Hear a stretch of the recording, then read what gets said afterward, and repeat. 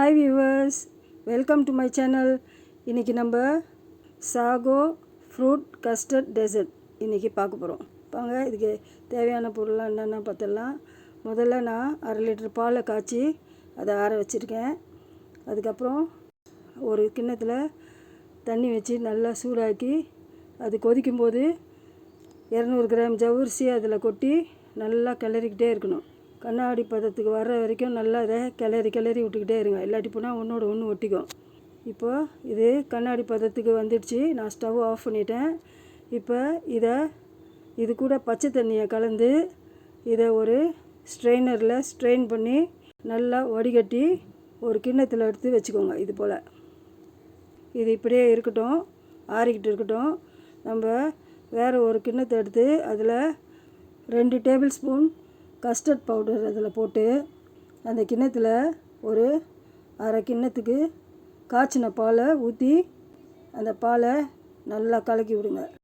இந்த custard powder கட்டியும் முட்டியுமாக இருக்கும், அது கரையிற வரைக்கும் நல்லா இது போல் கரைச்சி விடுங்க. அதில் கட்டியே இருக்கக்கூடாது, ஸ்மூத்தாக இருக்கணும். அதை அடிக்கடி செக் பண்ணிக்கிட்டு நல்லா கலக்கிக்கோங்க. இது போல் நல்லா கலக்கி இதை ஒரு பக்கம் தனியாக எடுத்து வச்சுருங்க. இப்போ ஏற்கனவே நம்ம ஜெல்லி காய்ச்சி இது போல் கிண்ணங்களில் ஊற்றி வச்சுருக்கோம். முதல்ல நான் எல்லோ கலரை கட் பண்ணி அதை எடுத்துடுறேன். அதுக்கப்புறம் க்ரீன் கலரில் அதையும் இதே போல் கட் பண்ணி அதையும் எடுத்து வச்சுக்கிறேன். இந்த ஜெல்லி எப்படி செய்கிறதுன்னு தெரியலனா நான் ஏற்கனவே ரெயின்போ ஜெல்லி போட்டிருக்கேன், அதை போய் பாருங்கள். அதை பார்த்திங்கன்னா உங்களுக்கு எப்படி செய்கிறதுன்னு தெரியும்.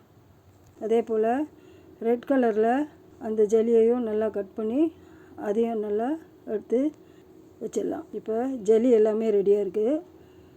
அடுத்ததாக நம்ம வேறு ஒரு கிண்ணத்தில் மறுபடியும் 1/2 லிட்டர் பாலை காய்ச்சி அது கூட இந்த கஸ்டர்ட் கலவையை அதில் ஊற்றி நல்லா கலக்கி விடுங்க. அந்த பால் கொஞ்சம் திக்காகி விடும், லைட்டாக நல்லா திக்காக வரைக்கும் நல்லா கலக்கி விடுங்க. அது கூட சர்க்கரையும் சேர்த்துக்கோங்க. நான் 200 கிராம் சர்க்கரை போட்டிருக்கேன்.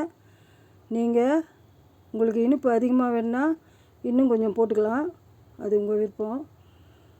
இந்த சர்க்கரை கரையிற வரைக்கும் நல்லா கலக்கி விட்டுக்கிட்டே இருங்க.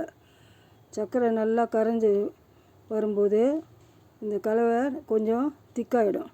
அப்போ இதை எடுத்து தனியாக எடுத்து ஆற வச்சுருங்க. ஒரு பெரிய சைஸ் ஆப்பிளை பொடியாக நறுக்கி வச்சுருக்கேன். ஒரு பெரிய சைஸ் ஆரஞ்சை பொடியாக நறுக்கி வச்சுருக்கேன். 2 மாம்பழத்தை பொடியாக நறுக்கி வச்சுருக்கேன். 1/2 கிலோ பச்சை திராட்சையை பொடியாக நறுக்கி வச்சுருக்கேன். அலங்காரத்துக்காக கருப்பு திராட்சை வச்சுருக்கேன். 2 மாதுளம் பழத்தை உரித்து வச்சுருக்கேன்.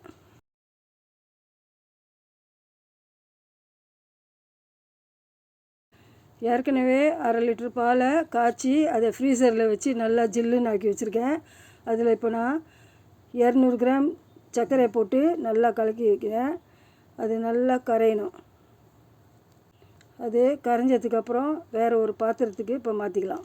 இப்போ ஏற்கனவே வேக வச்சு அலசி வச்சுருக்கிற அந்த ஜவ்வரிசியை இதில் போட்டுடலாம்.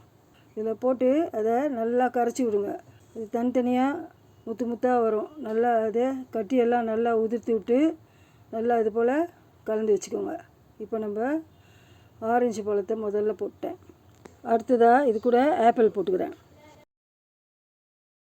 அது கூட வெட்டி வச்சுருக்கிற மாம்பழத்தையும் போட்டுக்கிறேன். கூடவே மாதுளம் பழத்தையும் போட்டுக்கிறேன். பச்சை திராட்சையும் அதில் போட்டுக்கலாம். இப்போது எல்லாத்தையும் நல்லா கலக்கி விடலாம்.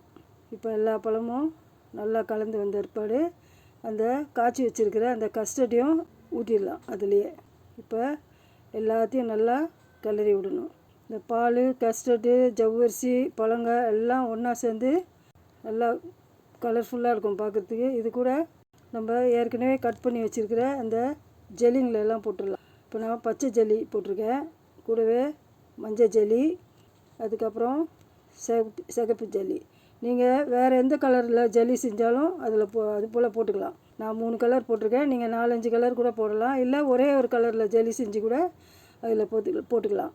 இது பார்க்குறதுக்கு ரொம்ப அழகாக இருக்கும், சாப்பிட்றதுக்கும் நல்ல சுவையாக இருக்கும், ரொம்ப ஃபில்லிங்காக இருக்கும் இதை சாப்பிட்டா. கூடவே இப்போ நான் ஐஸ் க்யூப்ஸும் போட்டுக்கிறேன். இது எல்லாத்தையும் கலக்கிட்டு நல்லா ஒரு டால் கிளாஸ் எடுத்து அந்த டால் கிளாஸில் இதை ஊற்றிக்கோங்க.